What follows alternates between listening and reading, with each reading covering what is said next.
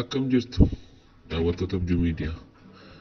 Ani nagaa kooti baga nagaa naa taatan isin jedha.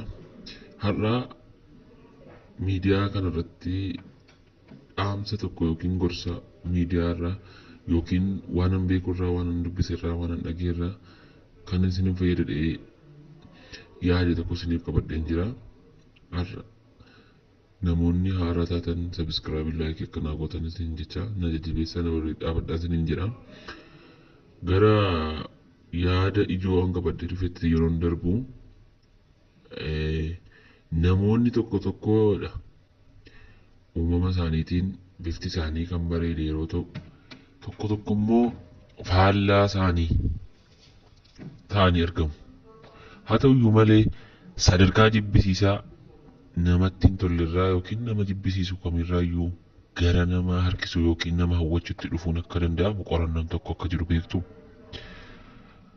Qorannoon kun biyyoota garaa garaatti qorannoo hedduu gadi fagaatee waggoota dheeraadhaaf taasifame yeroo ta'u, yeroo baay'ee bifti koofdhaa biinkoo hin bareedu jechaa namoota turan qabatamaatti ji'oota 3 keessatti kan jijjiiredha.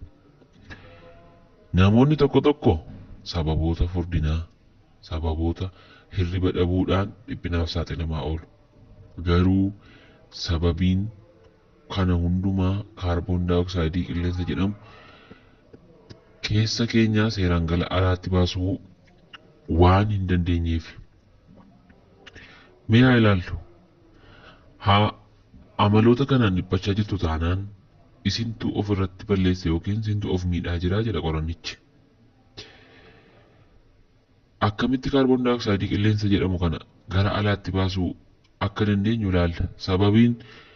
Sababiin nuti yeroo baay'ee kaarboon daayoksayidii yookiin qilleensa gubataa kana keessa keenyaa seeraan gara alaatti baasuu hin dandeenyeef yeroo rafnu kan nuti argannu afaan keenyaan. Namoonni dhiphatanis kan isaan arganan afaan isaaniitiin. Garuu namoota afaaniin arganan irra namoonni funyaan isaaniitiin arganan kan namatti tolanii fi miidhagoo akka ta'an qorannichi ifoomseera. Qorannoo Saanforditti qoratameen kitaaba Jeewus jedhamu irratti obboloota lakkuu 2 qorannichaaf gargaaramaniiru.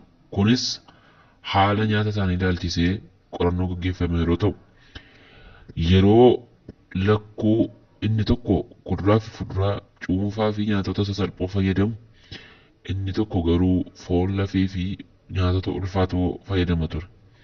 Garuu mucaan inni foon hin nyaanne sun afaaniin argana ture. Ji'oota muraasa booda garaagarummaa isaan irratti mul'ate daawwattootaaf ibsaniiru. Namni funyaaniin arganu nyaata gaarii yoo inni nyaate sun teessumni ija isaa bareedaa yeroo ta'u, lafeen fuula isaa ol ka'ee kan taa'ee fi isa bareedaa jedhamee argameera. Kunis nyaata jabaa fi coomaa namni nyaatu lafeen fuula isaa akka jabaatu taasisa. Galatooma. Yeroo ta'anitti wal argina, qabiyyee biraadhaan wal argina. Nagaan tura.